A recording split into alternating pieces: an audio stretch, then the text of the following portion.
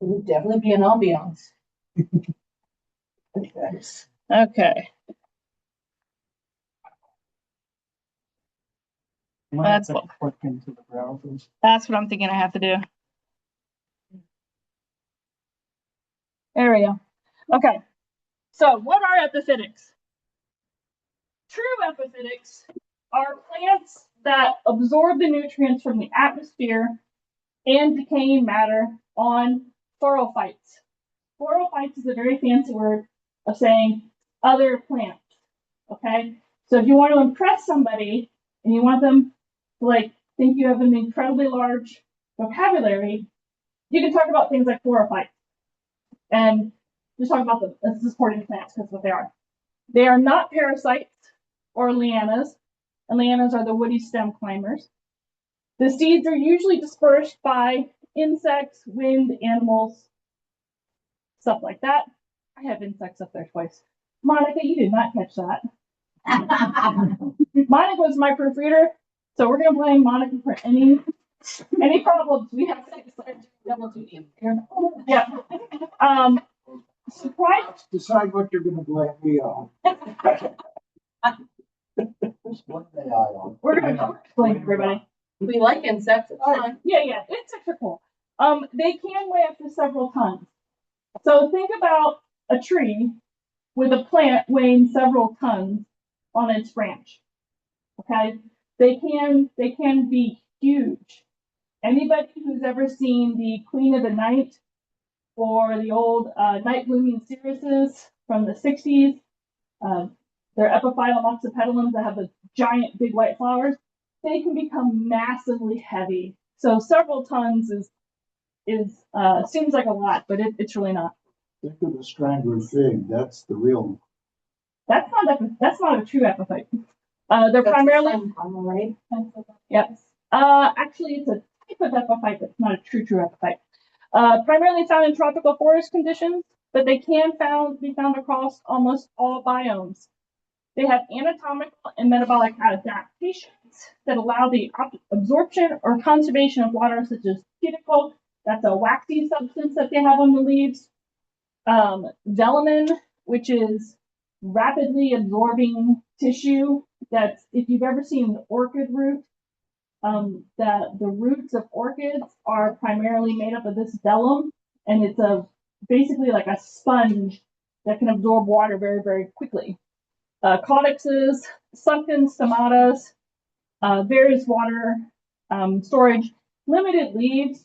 If you think about a lot of the epiphytes that we talk about, or we're going to talk about, they don't have a lot of leaves. They might have green, woody stem, or roots that can do chlorophyll stuff. And even the orchids don't have a lot of leaves compared to the stem that they'll have. They use the CAM metabolism. That's that water preserving thing that most cacti have, or almost all cacti have. And they have multiple types of roots. So clinging, aerial, absorbing. Clinging roots are just that. They are used solely for the purpose of clinging on to whatever they are using as a support. And then they have your aerial roots, which are the ones that will stick out in the air, and they'll absorb nutrients and moisture from the air. And then you've got your water absorbing ones like the orchids. They usually can survive periods of drought and inundation, but not for extensive periods of time. So think about living up in a tree. You're not going to have giant pools of water laying around on the top of a tree. So you can get hit with a lot of rain, but it's going to drain really, really quick. And then you may have large periods of drought where you don't get a lot of water, or you just get some fog. But it's not going to be as extensive as it is if you were in, say, a desert condition, or places like Ohio now in the summer where we just don't get rain for weeks. Humidity.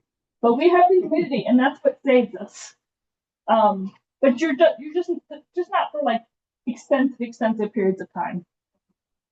And just like they won't be able to survive being put underwater for extensive periods of time. So they've got, these are three different kinds of things just to kind of show you what they are. A parasite will grow within the plant, or will absorb moisture and nutrients from its host. Mistletoe is a really good parasitic plant. You have climbers that pretty much are going to be anchored to the soil, ground soil in some way, and they just have roots that anchor to a tree. These would be your vines. A lot of philodendrons and stuff like that are considered climbers. But a true epiphyte, it's not a parasite. It doesn't take anything from its host. It's just using it as a support, and it lives its entire life on there. It might feed off of debris that falls and lodges in its host bark or around it. There are some orchids and some epiphytes that feed themselves. So as the old leaves rot, they rot in place and create a nutrient pool. So they kind of like cannibalize themselves in a weird little way. And that's how they get extra nutrients. There's different kinds. So you've got the holoepiphytes. These are plants that spend its entire life cycle without contact with the ground. And then you have things such as hemiepiphytes. That's like your strangler fig, where they will start up, like they will start up in the tree. That's where they germinate. And then it will send roots down to make contact with the soil. So there's a lot of like the strangler figs. There's some, I think, hoyas that are like that. There's a couple other things that are like that too that I'm missing right now. And then you also have like the overall terrestrial. So when they say terrestrial, they don't necessarily mean in the ground. They mean they're growing on the land, on plants on the land. And then you have like the aquatic epiphytes, and those are bacterial or sponges or fungi or algae that will grow on the surface of some other plant under the ocean. So you have the terrestrial epiphytes that grow on plants on land, and then you have the marine epiphytes that also includes organisms such as sponges that grow on algae or seagrass under the water. Which this really kind of got me confused for a while. So I was like, wait a minute, epiphytes don't grow in the ground, but they meant like the ground as in earth, not ground. Although you will see that there are some epiphytes when they get too big, if they break the branch or the structure or whatever they're on, if they fall to the ground, a lot of them will continue to live. So, which is why most of them make really good houseplants. These are the ones that I like the most. These are most of the, or some of the epiphytic cacti. You have the Hyloceras, Glypsiniums, Selenoceras, Dicocactus, Hatorias. Basically, these are just a bunch of words that mean jungle cactus. So these are all, or the majority of these would be cactuses that you would find in the jungle, or in jungle-like conditions, kind of like where orchids grow. A lot of these make great houseplants. The Schellenbergias, those are your Christmas cactuses, and your Thanksgiving cactuses. They are not your Easter cactuses. Easter cactuses are a completely different genus, total different kettle of fish. I kill those. I hate them. I want them so bad. One of these days, I will learn how to grow them. But I just think they're gorgeous, but they don't like me for some reason. You also have things like your dragon fruits can fall into this category, even though most of them that you see in farms are deliberately grown in the soil because they grow faster, they grow bigger than if they were up in a tree someplace. I can grow a dragon fruit on my wall.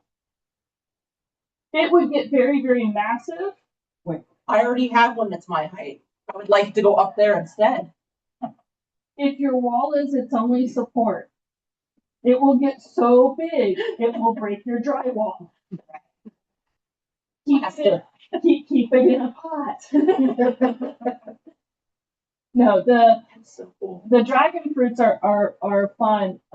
Bill Hendricks, who had some greenhouses up north, his dragon fruits were so large, he actually got them to flower and fruit. And he always told people, you think about getting a dragon fruit plant, and you're like, oh, I'm going to get fruit. This is going to be wonderful. But you don't realize how big the thing has to get the fruit. Yeah. And they literally have in the farms, they'll have it planted in the ground, and they'll have these big poles that come up to maybe about this big with a giant platform. And they train all of the branches to come up like this and spill over the platform. And these things are massive. And they're bigger and wider than me. If you dug the whole thing up, I'm sure it'd be a couple 100 pounds. Yeah. Other suitable plants that you can have for mounting, and this is why I think like pretty much anything can be grown in a mount as long as you do it right. Any plant that doesn't require large root systems for nutrient absorption. So you wouldn't want something that has a very, very big taproot, or you wouldn't want something that has a huge root system or needs a big root system to survive. Trees probably would not be a good one for these. Although I have seen some really, really good avant-garde bonsai that they can do in places like the Philippines and in some of the Asian countries where it's really, really high humidity, and they do these really cool wall things where they'll have like a tree coming out of the wall and stuff. Very cool stuff. So, I mean, if you're creative enough, I'm sure you can do it. You want plants that don't need a lot of nutrients absorption through their roots. So if you have a heavy feeder, like some of the poinsettias can be heavy feeders. I have some other heavy feeders that I know of. I don't grow these things. I should have done more research, shouldn't I? The things that need a lot of nitrogen, so grasses. Yeah, grasses probably wouldn't be a good thing. You probably wouldn't want something like a blueberry bush, because they can be pretty heavy feeders too. But you don't want something that needs a lot of nutrients. But anything that can grow in thin organic material, or even something that doesn't need organics at all, would be good for this. Plants that don't like a lot of water around their roots. So if you've got something like a peace lilies are the drama queens of the plant world. As soon as they even think they're going dry, they wilt all over you. You could probably do that as a mounted specimen, but it's going to be wilted all the time. And unless you like that look, you're going to be always watering it. So probably not something like that. But yeah, pretty much anything you can do. And if you start it from seed, you can pretty much do anything, because once you start things from seed, they get used to growing in awkward places. So what do you need? You need some water. You need some sort of fertilizer, because there's not going to be a lot of nutrients in your growing media. You're going to need something to support it with. You have to worry about your temperature. And as we all know, as indoor gardeners, pest control, because there's going to be bugs. Water. There's a whole discussions about water. I am a lazy water person. I live in Groveport. I use tap water. I let it sit out if my plants are lucky. And that's usually because I filled up my jug and I forgot what I was doing, because I have the attention span of a gnat, and I left my jug sit out. Otherwise, I just take it straight from the cat tap, make sure it's not too hot, make sure it's not too cold, because I don't want to freeze my plant, nor do I want to boil my plant alive. Plant roots are not good vegetable roots if you're trying to keep them as indoor houseplants. If you have well water, you probably should get your well water tested to see if it's suitable for plants. My mom lives in Groveport. She has well water. I wouldn't feed the well water to her plants. She does. I don't know how they stay alive. There's a lot of heavy minerals in there. She's got a lot of manganese in there. She's got a lot of other stuff in there. I don't know how she does it. I think she might be a witch or something. But I wouldn't feed it to it. Your rainwater is what most people like is the best. And then your distilled and reverse osmosis, that's great. Like if you have a distiller at home, not the alcohol one, the one for water. If you have the one for water or you have a reverse osmosis, that's fabulous. Just understand that your plants are getting nothing but wet. They're getting no nutrients. They're just getting wet. So it's kind of like you drinking pure water and not getting any electrolytes. You're still going to have issues if you're trying to rehydrate and keep yourself in this hot weather. How do you know how much water to give your plant? Here's the thing. I can tell you exactly how much I water my plants. And you can go home and water your plants the way I do, and they're going to die. That's because you don't live in my house. Your house is not my house. You don't have the same backyard as me. So you kind of have to look at how your environment is and how your habits are. Some people can water their plants on a set schedule. They enjoy it, they think it's awesome, and they do it. They have little charts and stuff. Amazing. I couldn't do that to save my life, but some people are like that.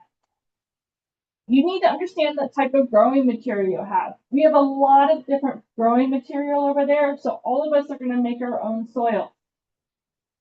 Some material is going to hold on to water and nutrients more than others. If you have a home where you grow your stuff outside and it's high humidity, or you're the type of person that can water on a regular schedule, you don't need to have as much material in your soil that absorbs water, because you're going to constantly be replenishing it. And your plants aren't going to get as dry as somebody like me who throws all of her plants out during the summer, waters it once or twice, and the rest of them is just like, peace, go live your life in the wild. I hope I see you come fall, Somebody like me, I tend to go a little bit heavy on water hoarding capacity for my soil because I know I'm going to neglect the crap out of them. You're going to want to think about does the thing that your plant is mounted to, does it store water? If you get something really unusual like a plate, a ceramic plate, if it's glazed, it's not going to hold any water. So that's not a reservoir for your plant to use.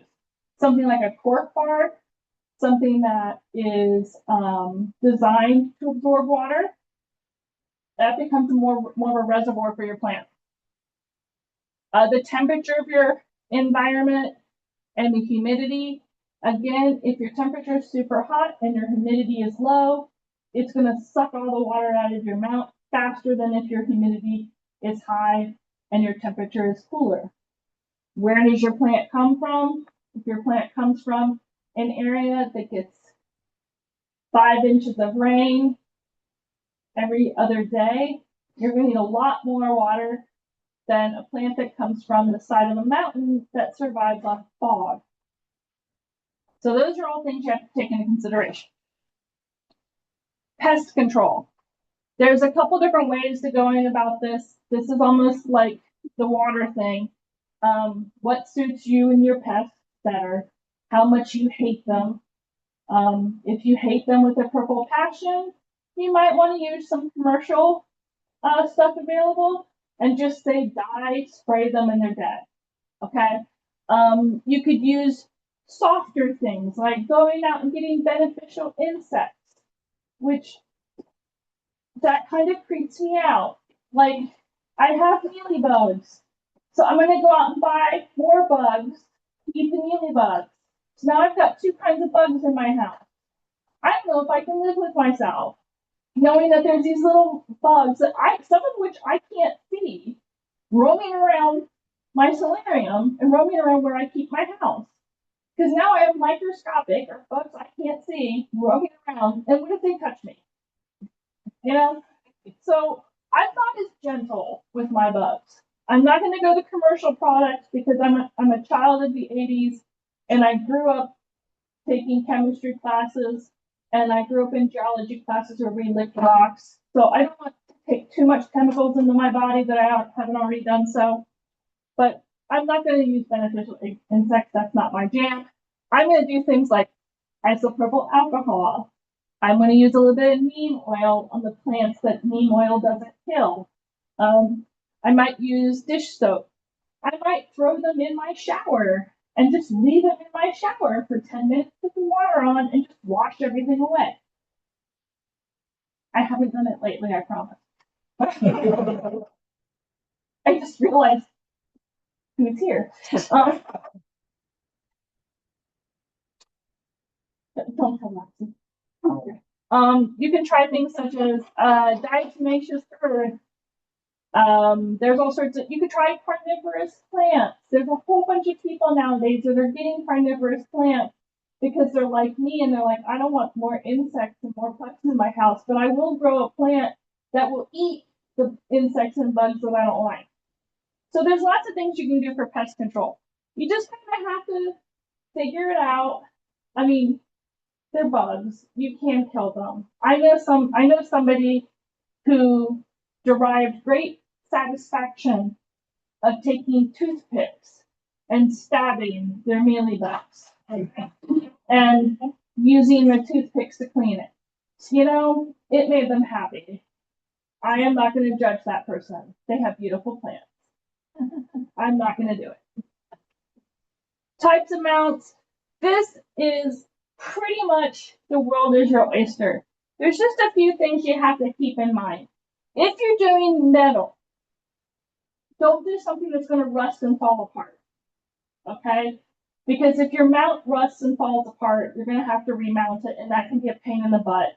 And if your plant is very well established, you could end up seriously damaging your plant.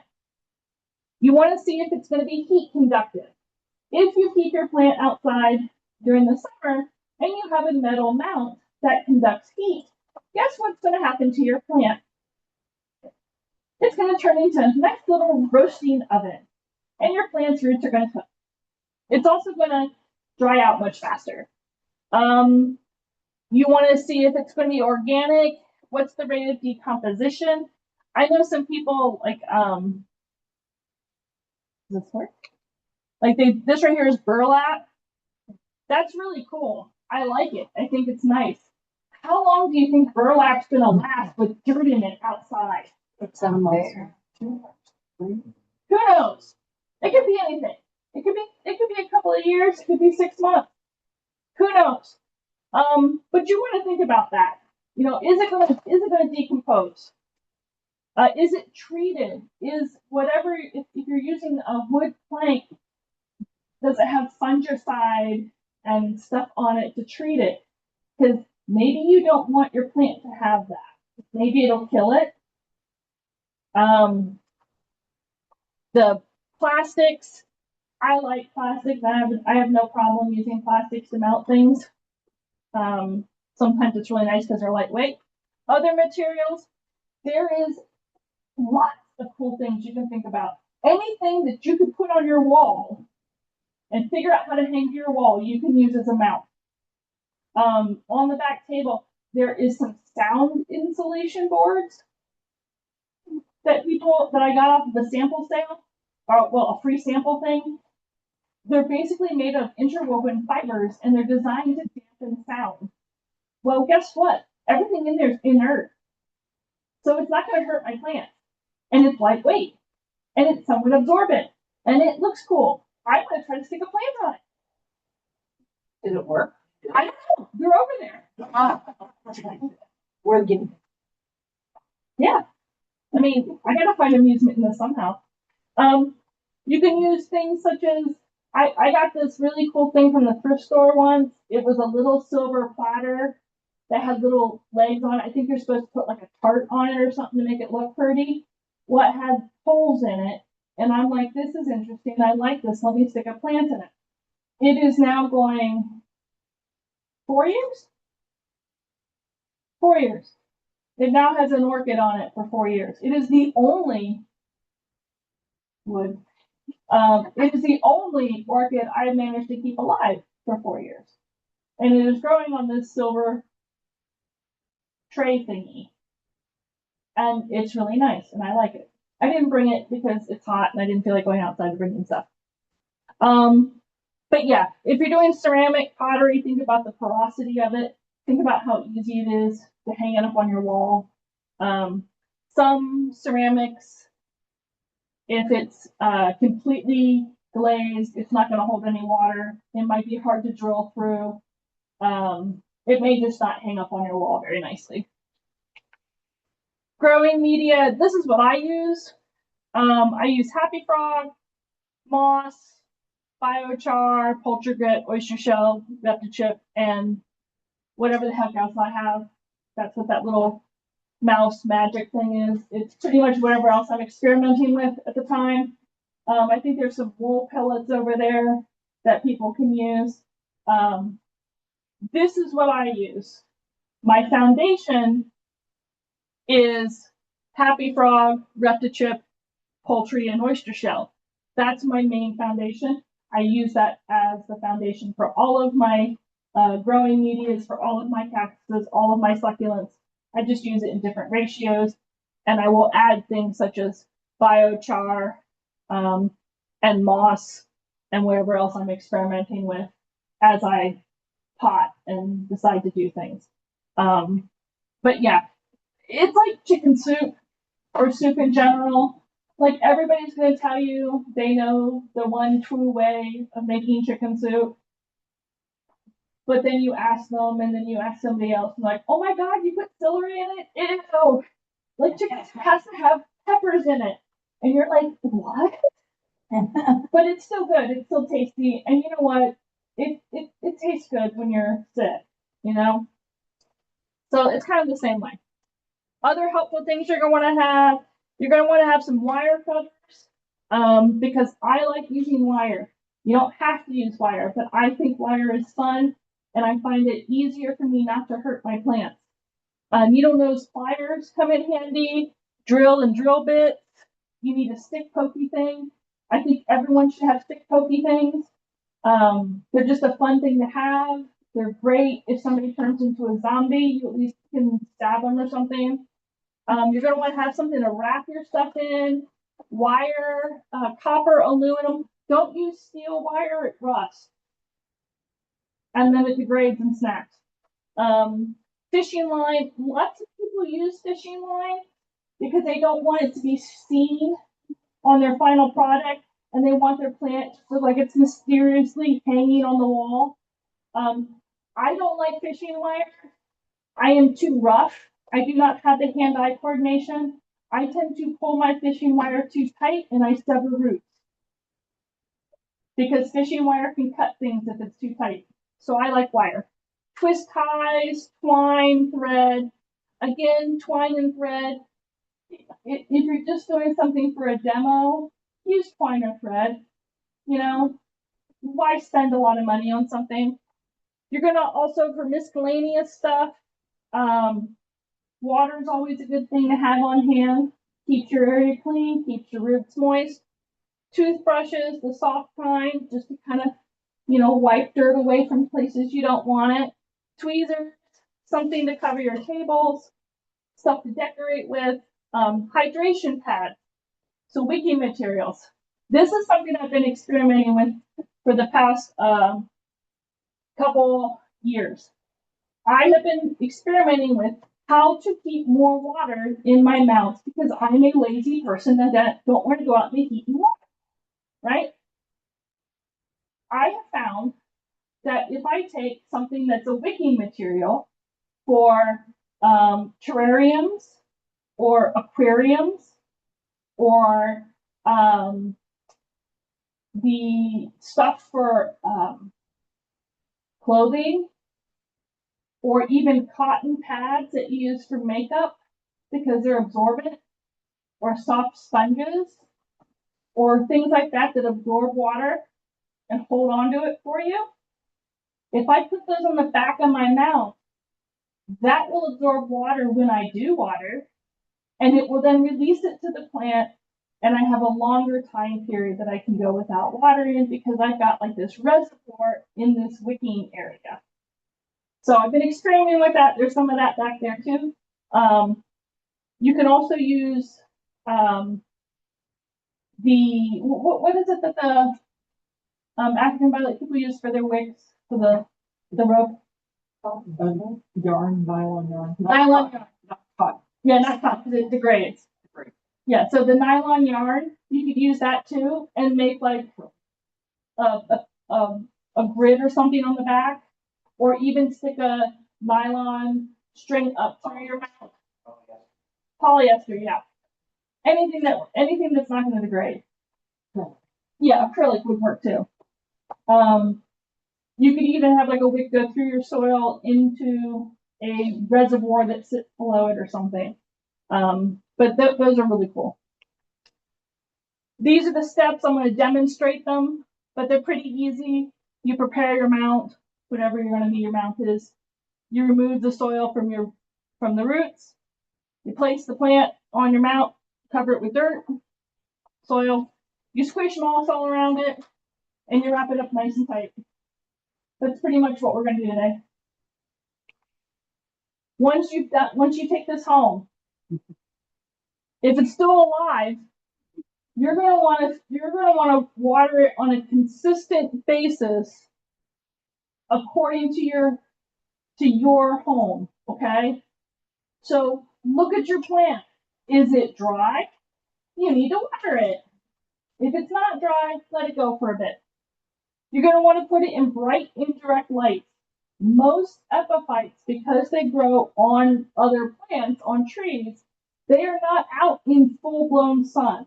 They are in bright indirect dappled shade. So these are perfect for a nice window in your home or under a tree in your backyard. You're going to want to fertilize it when you have active growth. So when you see the plant growing, that's when it needs food. Or if you see the plant flowering, that's when it needs food. It does not need food too much if it is just sitting there looking pretty. Okay? You're going to want to acclimate it to your growing conditions. So I would say be gentle with it the first couple weeks. Watch it. If it looks unhappy, move it someplace else so it gets a little bit more light.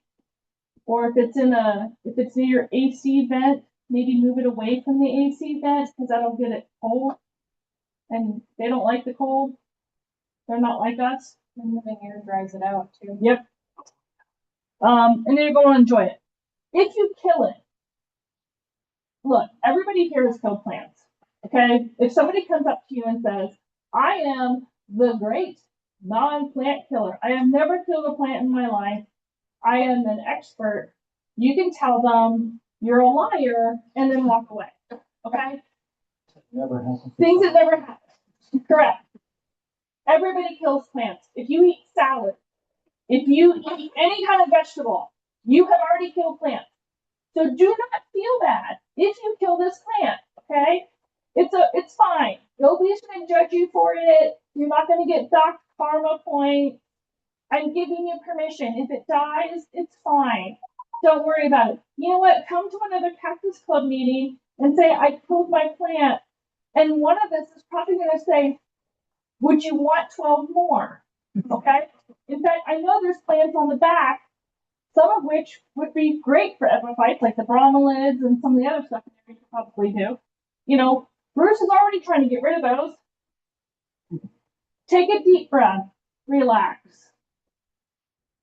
It's not the end of the world. The plant's dead. Go compost it. Return it to the earth. It's fine. Try again. Just because you killed this plant doesn't mean you're going to kill all plants that you mount. It doesn't work that way. Sooner or later, you will find one that you grow and keep alive. I experiment with things all the time. I kill things all the time. Sometimes they work. And I learn from it. You're going to want to learn and adapt as you go. And just find your niche, okay? Not everybody is designed to grow epiphytic plants. It's because that's not what you were born to do. You were born to do bonsai. You were born to do fantastic vegetable gardens, or grow roses, or grow massive spiny plants that are 6 feet tall and have 5-inch spines. Okay? It just may not be your niche. I happen to adore and love African violets. There are 3 people in this room that have firsthand experience of me killing every single African violet I have tried in the past 5 years. Every one of them. I have no African violets in my home. No, I have not, but I have one with my savings what I need to do. You know, a lot of them are. Yeah, they're lithophytic. So lithophytic means that you grow on rock. So it's kind of the same thing. Maybe I could take a rock and mount it to something and grow it on my wall. I'll try that now. The trailer would be good. What are you gonna regular ones up? When you said trailer, I thought giant trailer from a car, and I do not need that much space. I already somehow Teamu'd myself a greenhouse that I don't know what I'm going to do with.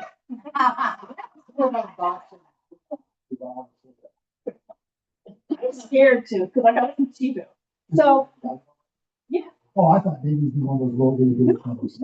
the box. So for those of y'all who don't know, I had a very rough time in February and March.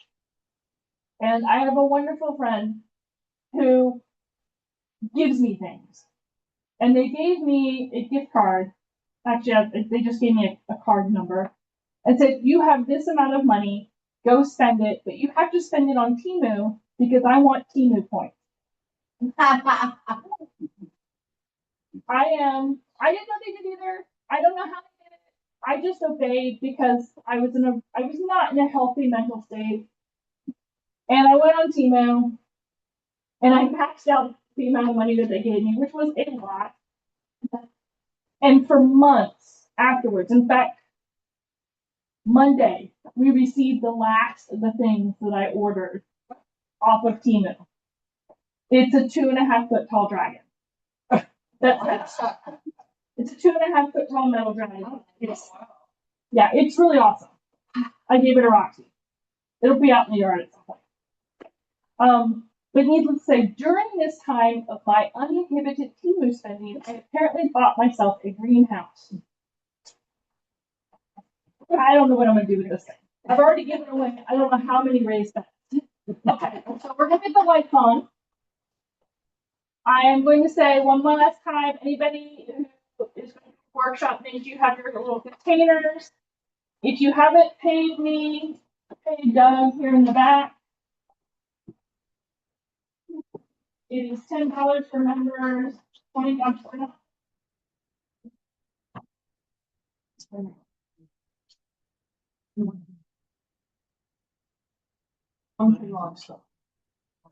I tried to sign up. Oh, wow. You know, I just think so. You got 2 minutes here, and you're talking with the bottom. Fishing flow. I might not do this, but.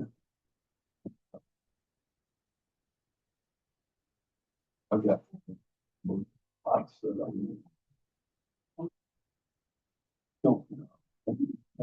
What's it? It just basically gave me a bunch of money and said, here, go do this. And I had a login that I had used. Didn't you pay? Yeah. You paid Doug. Yeah. Doug is here, so I don't have to hand the money. I have one question. Not interested. Yes. What's the level? How do you do the watering? Oh, really easy. You can either take your mount and spray your wall with it, Or if it's like hanging outside, you can just spray it and just get it sopping wet. Or if you can, you take it off of your wall and throw it in your sink and water it that way. Or you can throw it in your shower, or you can soak it in water. You just got to get water on it somehow. Personally, if I had like my dream shower, I would have little hooks hanging in my shower, and I would just have all of my epiphytics on there. And then I would have to get over the fact that I am showering with things that contain bugs, and it would be no deal, but it would work. I have a feeling you're not a bug fan. Like, I don't think it was wrong.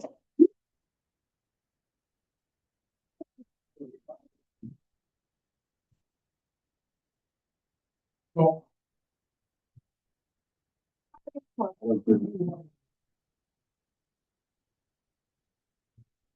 Vicky,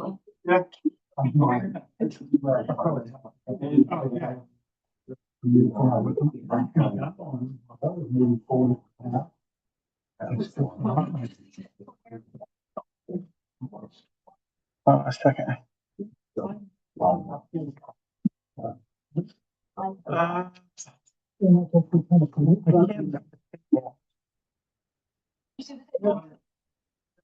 You tilt it. No, down. And then to the right a little bit. I can see the moss and the sprig. Okay. You'll want to go just a tad to your left. yep. Can you move that over here?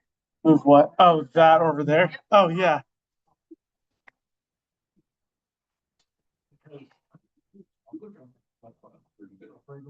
There we go. Okay. Cool. Put this See if I here. can get out of here without tripping over anything. A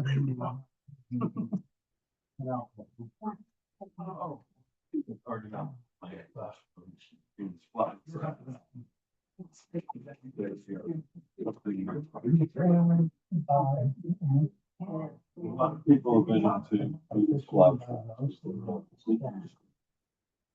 Those little finger paint. We just had another MRI, right? Because we had one and then, yeah, showed like No. the system brain. This is subtracting those points. Yeah,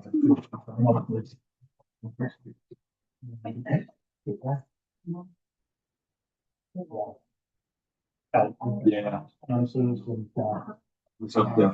Yeah, I think a really good price.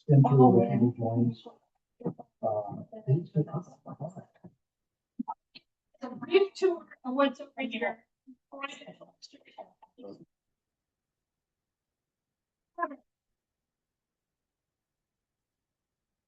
Right, you hold this and it sprays water. Every one of you has a spray bottle. This is where you can get water for it, okay? I'm not going to say you have to have water to spray to keep your roots nice and wet so they don't dry out and die, but it's a good idea. Because I have to want these puppies on live. We have orchid bark. If you want to try to use some orchid bark, these are orchid bark fine, meaning that they're very fine pieces of orchid bark. These will hold moisture to some extent, not a lot, but they will hold some moisture. We have your plants. There is true Christmas cactus in here. There's regular Thanksgiving cactus in here. There's various sundry ripsolices. Don't ask me what kind of ripsolices they're. Kathy brought them. And I can pass an encyclopedia, and I do not maintain in my head a roster of all of the ripsolices I have. But there's ripsolices. Most of the stuff ripsolices. We have this is horticultural charcoal. You will not need a lot of this if you use any of it. You probably just need, for the size of these things, a small handful like that. That's probably all you're going to need. What this does is if you tend to use well water or tap water or something like that, this will help kind of pull those impurities out from your soil. You kind of have to watch that you don't add too much because it will also pull out your fertilizers. But you can use it. I use a little bit of it. This is your wool pellet. Again, you don't need a lot of these, just a little bit of a pinch or so. These are actual wool from the wool processing companies. They're usually not pot farms do this stuff. These will break down once they get wet and turn into fibers that will hold a lot of moisture. They also act as a very slow release fertilizer. So they will give a lot of nitrogen to your plants. The nitrogen makes your plants grow nice and green. So I use those quite a bit too. We have in this bucket your cocoa chips. I use cocoa chips a lot. I like these better than I do orchid bark. These hold quite a bit of water. I get the reptile because if it's safe for a reptile, it's safe for a plant, meaning that these coconut husks have been washed. There's not a lot of salt in them, so they're safe. I like them because they hold quite a bit of water. They hold on to it for a long period of time, and they slow release it back to your plant, and they don't become hydrophobic, meaning once they dry out, you can re-water it pretty easy, and it'll absorb water right back. That's in this bucket. And it's relatively cheap. And it is because relatively cheap. it's a lot for your reptiles. Yeah. So we also have moss in this bucket. You will need moss. That's why you have these two bins. One bin is for your moss, one bin is for you to mix your soil. If you get down into this bucket and the moss is not wet, add water to it. You want your moss to be damp, but not dripping water. Okay, so this will, if I scrunch it, see how it holds its shape and kind of slowly puffs back up? That's what you want. You don't want it to drip water. That gets too messy. If somebody really wanted to know what their plant was, whether it's a Ripsalis or a Christmas cactus or a Thanksgiving cactus, you can write it. But yeah, we have poultry grit, which we'll open up in a little bit. Poultry grit I use because it's heavy. It's inert. It makes lovely spaces in my growing media that I can't crush down, because sometimes if I use nothing but soil and cocoa chips and wool and moss, and I start packing it in there, I can actually pack it too close, and then nothing gets absorbed because everything's all scrunched together. There's no little areas where your roots can breathe or have water go into. So I will use poultry grit, or down in that tub, crushed oyster shell. I'll use one or the other or both. The crushed oyster shell, there are studies out there that are showing that a lot of epiphytic plants like the calcium that can be found in crushed oyster shell. And again, as it breaks down, it will release those minerals back into for your plant. But I wouldn't put like a lot of them in there. You have your happy frog. This is going to be your main soil component. It is I like it. It's got a good mix to it. It drains quickly. Fairly sustainable as far as I know. Who knows what this behind closed doors. And it's just all in general purpose soil mix. We have multiple bounty things. There is wicking material. There's this kind. There's another one that's just a full mat. This is a little thicker than this, and you can cut it more to your shape of whatever you're going to use as your mounting. We also have little mini cotton swabs if you want to try those out. There's cork board. There's a couple of these soundproofy things, which again I just thought were really cool. Be fun to experiment with. There are also these terracottas. So these are kind of cool.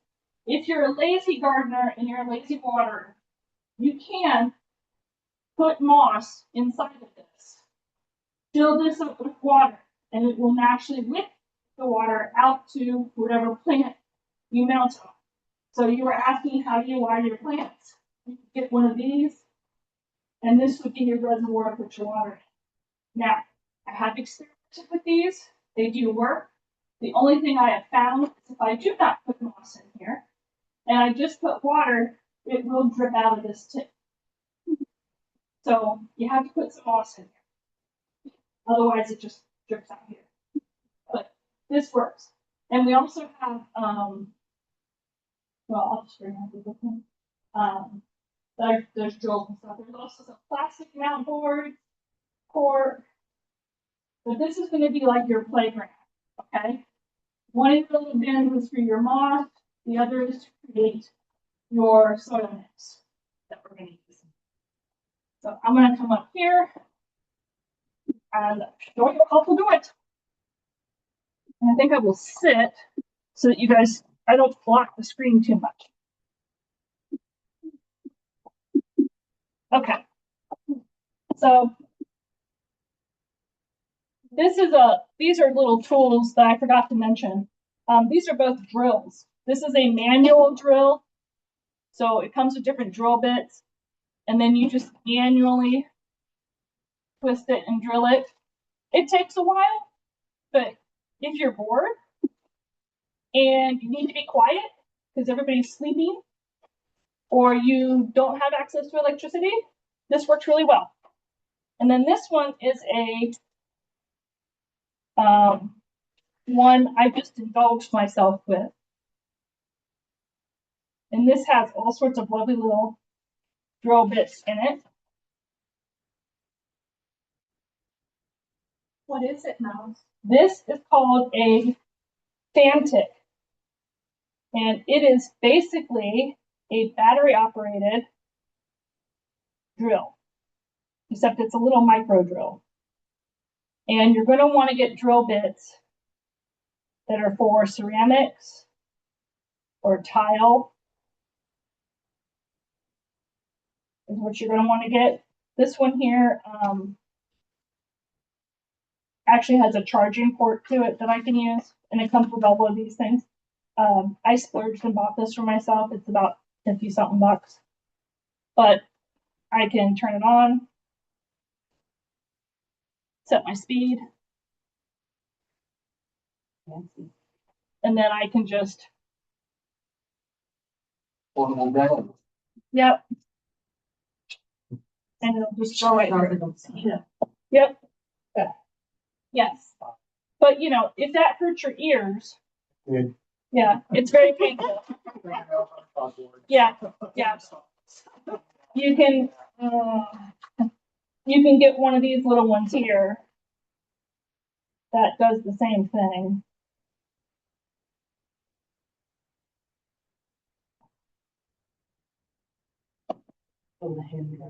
And it's just like a little hand drill. And you just have to sit here until it goes through. But it's not noisy, you know? How much do you love your wrists? You know, if you have carpal tunnel, I would not recommend it for if you have carpal tunnel. It does okay with my arthritis developing, but it is also not something that I do every single day. I usually do it if I'm just bored and I don't want to wake people up. But now that I have this nifty little tool, I may or may not be going crazy with it too. What was the name of that again? This is a Epiphytic. Epiphytic is the brand name. That's the brand name, but it's basically just a battery operated or USB hand drill. It's like a Dremel, which is also just a brand name, but Yeah. it evokes the image of what you're looking for. Yeah. Or you can just get yourself a drill with the proper bits. You can do that too. Okay, so in here, this is my today's mix of soil. Okay. This has about 2.5 shovelfuls of happy frog. It has a small scoop, like I showed you, of the wool pellet. It has a couple of generous size handfuls of the Reptichip. There's a small portion of the charcoal in here. And did I put anything else in here? Oh yeah, there's about a shovelful of the chicken grit in here. And chicken grit is basically crushed granite, for those of you who were wondering. And this is about how much I've made. Okay? Y'all probably don't need this much. But you have a container, which means you can fill up with as much of the supplies as you want to take them home and experiment with later. And because not everybody decided to show up, we have lots of extra kits and lots of extra other things. So that means if you want to take some of the stuff home because you have children or family or friends that you want to show this off to, we can make you up a kit and you can make up some stuff to take home with you. Okay? We're fairly generous. I also have my moss, and I have chosen this plastic thing.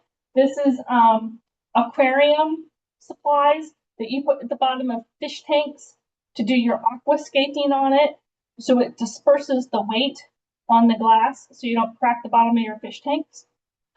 This is cheap, relatively speaking. It was cheaper than the cork bark, and it's got some give to it, but it's fairly durable. So this is going to be an excellent thing to mount things with. I have a wicking pad because, again, I'm a lazy waterer. I'm going to attach my wicking pad to this, and by attached, meaning I'm just going to lay it on here for right now. I'm going to grab my plant, which has conveniently fallen out of its pot.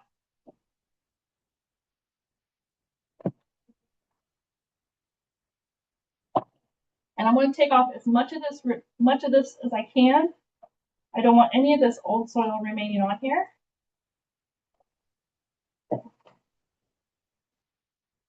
You were at home, could you just stick it under? Oh yeah. Yeah, you do what you got to do to get the roots off, to get the stuff off. And it doesn't have to be perfect. We just want enough of it. And I'm kind of doing it away from my pile. I'm not, I mean, to be honest, I don't know what this stuff is. So, you know, the stuff you guys are getting is all clean. It's all nice. You're not going to have to be as diligent as I am. This is also helping to hydrate the roots. And I'm not, as vicious as this looks, I'm actually being fairly gentle. Kind of like when you're brushing a dog or a cat. It looks a lot rougher than what it is.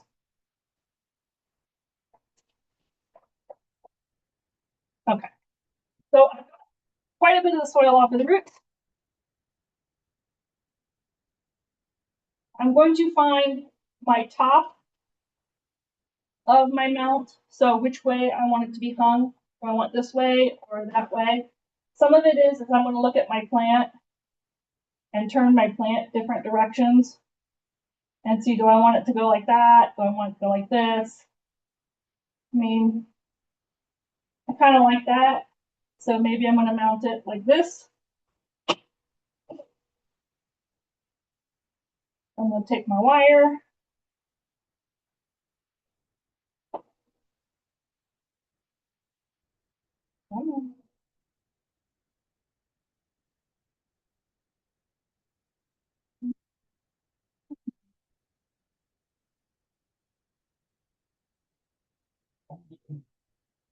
Poppy sticks are wonderful things to have.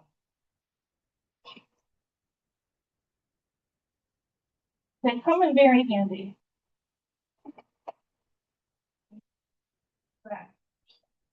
I'll take my wire. This is not very heavy. my plant is not very heavy. This is kind of heavy, so I want to make sure that whatever I'm going to use to hang this is going to be able to support the weight. This is thin wire, so I'm going to double it up.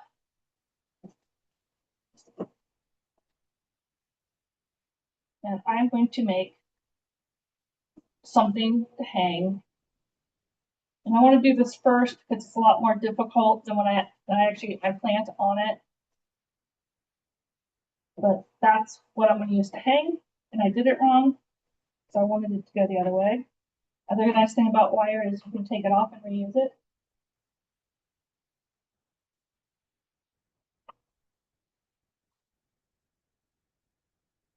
Okay.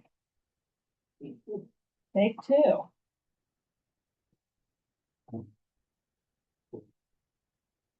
It doesn't have to be dead center, unless you're the type of person that needs things to hang perfectly straight.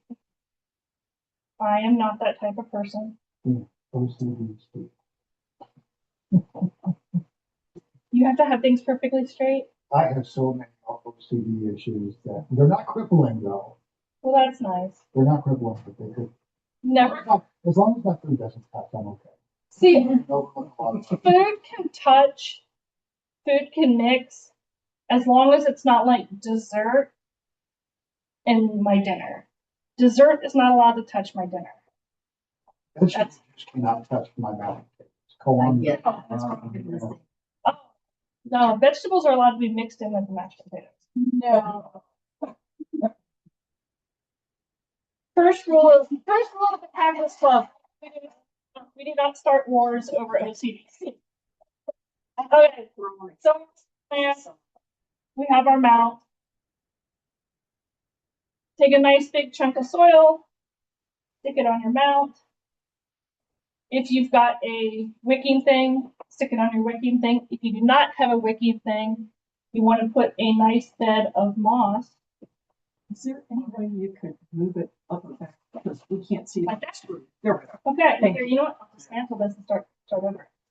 Is Okay. your potting mix, has it been pre-moistened? Yes, it has all been pre-moistened. Okay, so if you have this, if you do not have a wicking thing underneath it, which I do, so I'm gonna put a little pile in the middle. But if you don't, you put a bed of your moss, okay? Oh. Because your moss is what's gonna make sure that your soil doesn't fall off of your mount, okay? Monica's the best. Okay, put your plant on there, roughly however you want to have it. Smash some soil around it. And my soil is damp, but it's not holding itself together. You know, it's falling apart. You want the philodendron aeroid people call it chunky. You want a chunky mix. Every time I hear that, I think of the Big House Fat Cat Rescue up in Canada, the Big House, and all of their chunky cats. So every time somebody says, "Oh, I love a chunky mix," I'm like, "Oh, what kind of cat?" Okay, so you've got like a nice, lovely little mound there. And then comes the fun part. You just take your moss,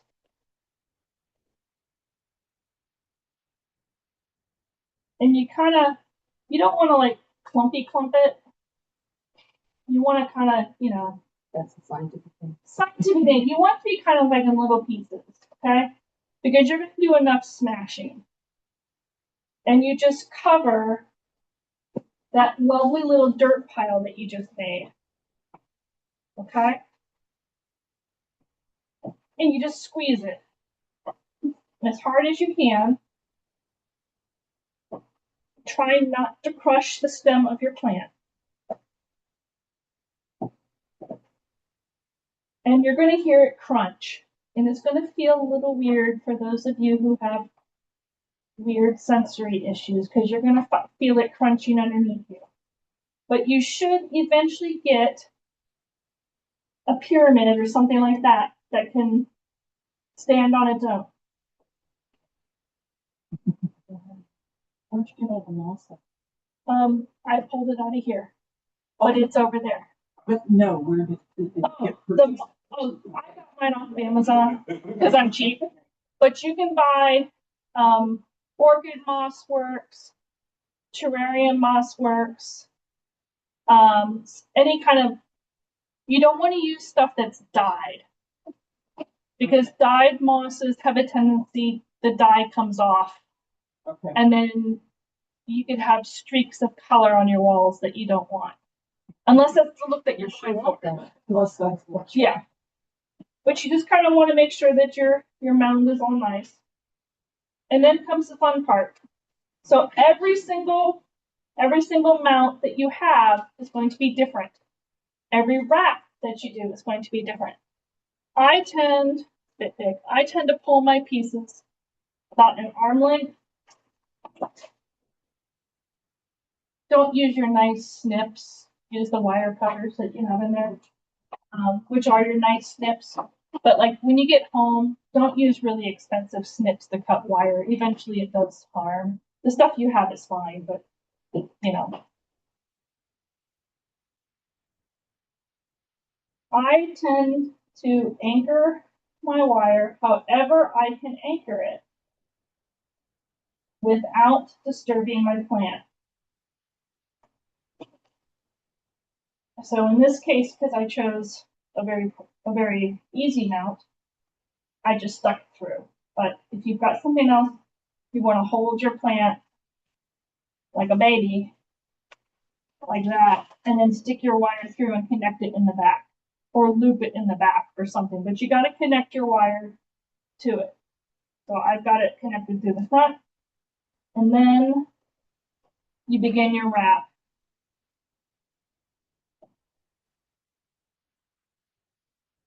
And I'm going to stick mine through the holes. But if you've got like a cork board or one of the other boards, you're just going to want to stick it around it. Once you get the first two done,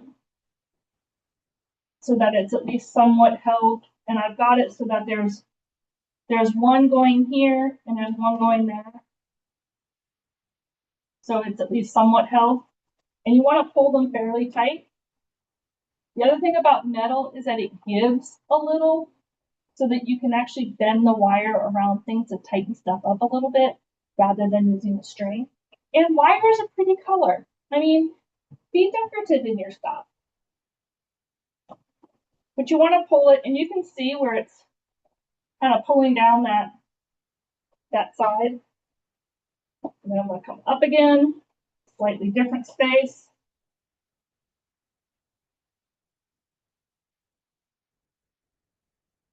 And once I get to an end, I find a way of tying it off. And tying it off can look like literally tying it to the place you started at, tying it to your hanger, or in my case, I'm just going to wrap it around a couple times so it's nice and taut. So I've got the basics. And you're just going to continue that wrapping until you have all of your moss not falling off. So if I was to do this and knock it, see how it's falling off? That's not what you want, okay? You want to have enough wrapping so it's not going to fall off. You're also going to want to make sure that when you wrap it,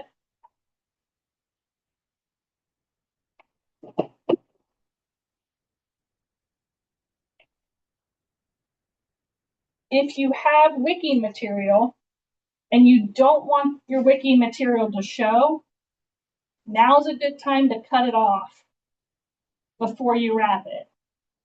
Okay, I don't want this wicking material to show, so I'm just going to come in here and do some little surgery. It would be helpful if I would see what I'm doing with it.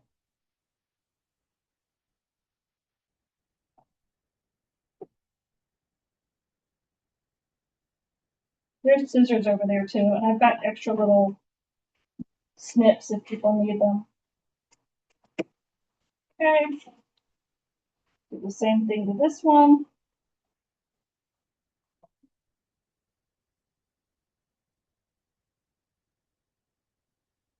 So if you have a home that is lower in humidity, you're going to want to add more things that absorb water.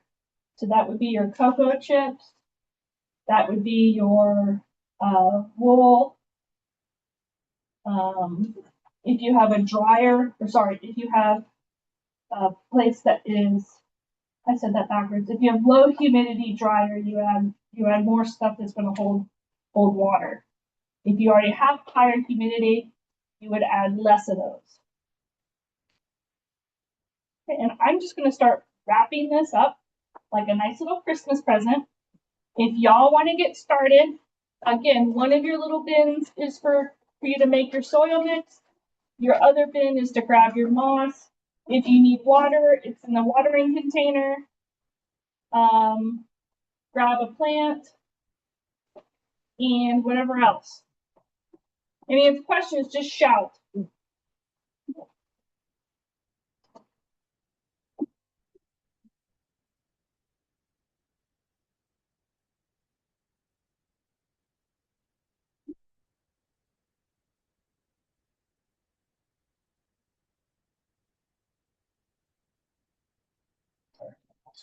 Oh, I better join on this one.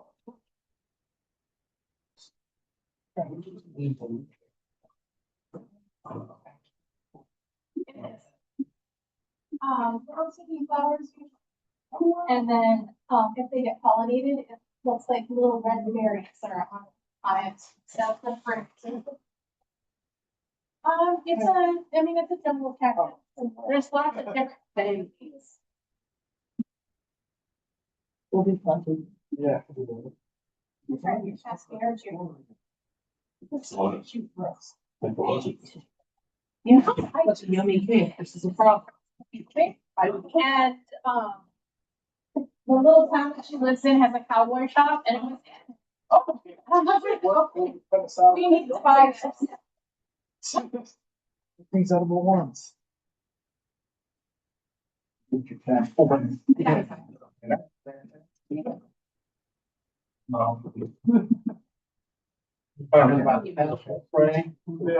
I got this stupid, my great bed there all the time. I figured it's deer, someone's jumping up and eating the damn plants. Do I need to pay anybody anything? I mean, Monica said she would try to. Damn, anyway.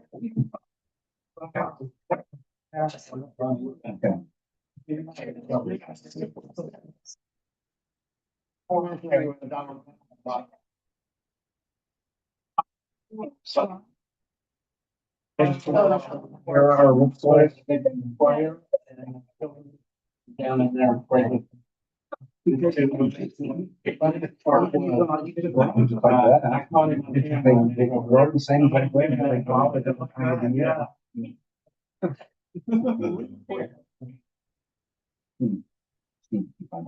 Garden's killing me. I've got there some Yep, every time I've seen them, like, I get them for free or cheap, I usually get them for free. Ready to do it again. I'm just not learning how to keep my. I can tell you now, I used to just like fire life. and they're not getting out there, landing out there, taking my hand. Yeah. Oh.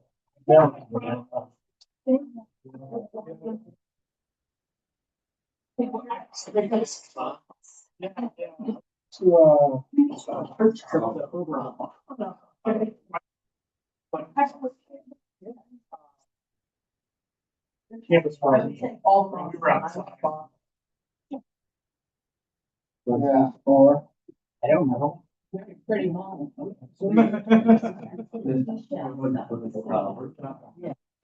A workshop for. Okay. It's taking The a church camp, and they didn't haul you to jail, or you didn't get, eat the wrong thing. It worked out good. Yeah, yeah. Okay. Yeah, I remember money all over, get around. Right. And I volunteered to drive a golf cart. And I was way, I think way more fun on that than. Okay. Yeah. Yeah, that's why I got. The little son, yeah. Your vitamin D is taken care of. Well, Your vitamin D is taken care of. Yeah. So this will take one, I'm gonna make a wooden frame and then that little. Well, make sure you get plenty of supplies. I will. We're waiting for the rush. Yeah. Take their soil. They make our soil. The big, last boss is going on. Amazon. Okay. There's a couple of particular supplies. Yeah.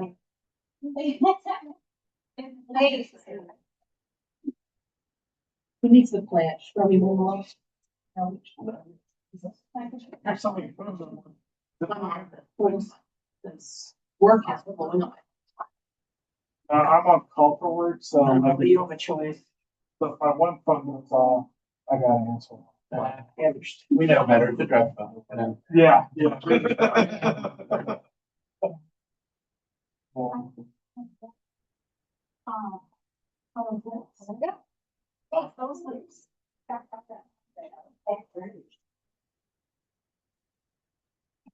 Probably should add this to it.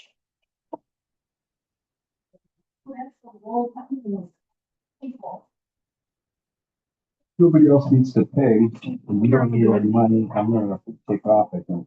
I just wanted to see that, and. Yeah, it's Fantastic. Oh, samples. fantastic. That was the other one I've been sitting on.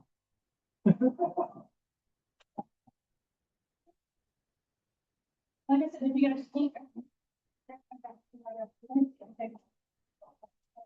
That's one with all the bits and everything. That's pretty cool. I was already looked them up on Amazon, like, I don't have one yet. Oh. Sorry. Where's the actual device? Well, we've been doing it. That's it. And I really. Yeah. But you have batteries. There it is. Oh, Wow, that's cool. Well, it's got bird. It's got all kinds of things. here. Yeah, I need one of those. Well, it's-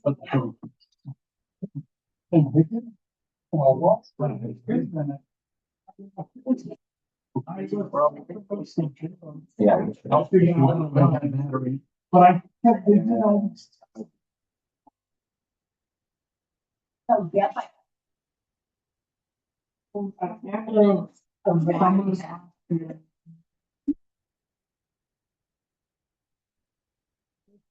I finished that.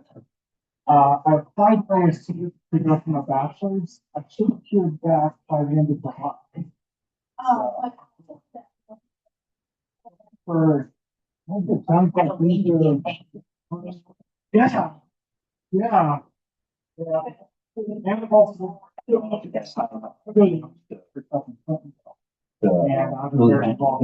Like every time I was on the program, and everything. Yeah. So between that and Yeah, I did. it's taking up a lot of time. Yeah. Are you still at the club? I'm ready to find stuff, but I have to. On Amazon. But I don't think I. That's it, right there. Run. I mean, I already have really handy. Yeah, I mean, for the delicate work. But, yeah, I don't know why. I mean, I have to drum. So I know. Yeah, you do. I don't. Yeah, I'm using mine, a lot too. But I can't imagine that this has the power to drum it. No, but I mean, it's for delicate, more delicate work. Oh, yeah. Yeah. Interesting. Yeah, I got tied up in a phone call at Home Depot and like, you know, from the bucking and stone. Like, exactly. So I'm putting on like a granite plaque on a whole wall. Yeah. Everybody's. What a nightmare. Oh, well. One spray. Well, and I do even go there. I'd be more stressed and of course, you know. Tough, you know, the same thing about. Oh, yeah, yeah. About joining the bonus guy because it's like, I'm just not in enough. I went to the man.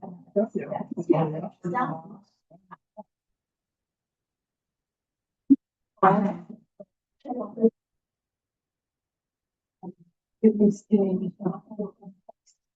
They have their.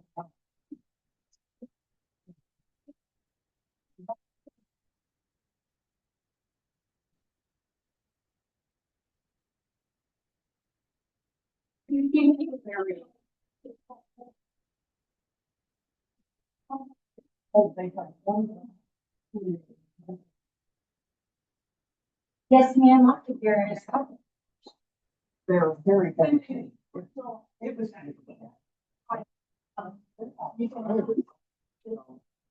Like the baby was.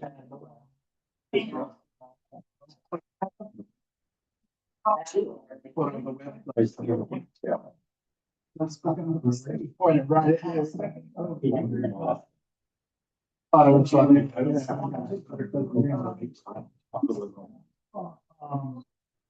and, I went to start here. And. Yeah.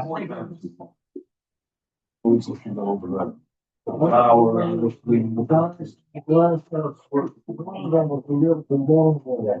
I'm trying. From Black Health, but I got going up on the floor now, which I'm and.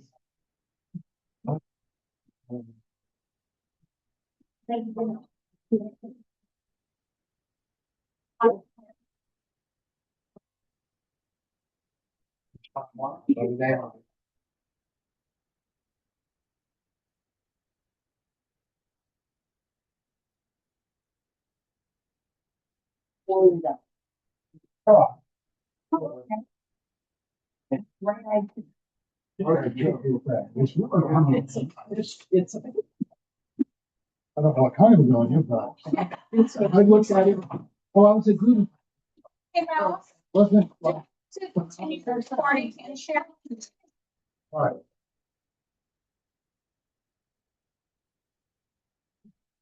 I'll get it there.